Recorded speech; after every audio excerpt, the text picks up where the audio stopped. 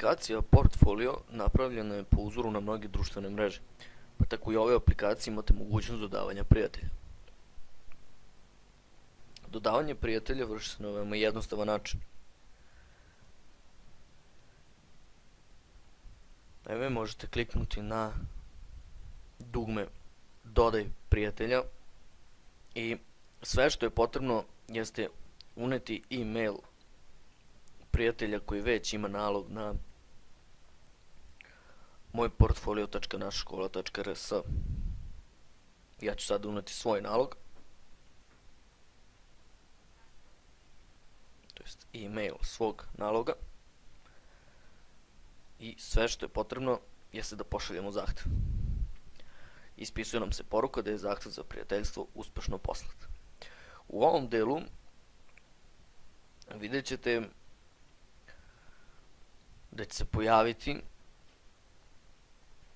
obaveštenje, to jest zahtev za prijateljstvo, tako da ću ja sada ući preko svog profila i kao što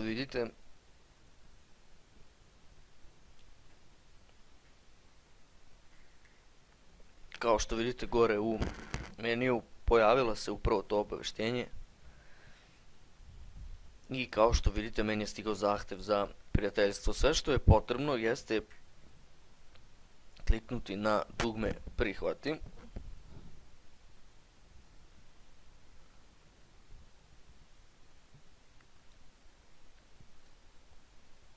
i sada primećujete da se kod mene u prijateljima pojavio upravo korisnik koji mi je poslao zahtev.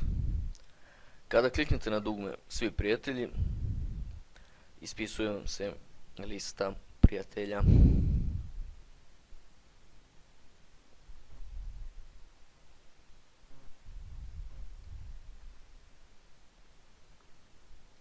Toliko u ovoj lekciji.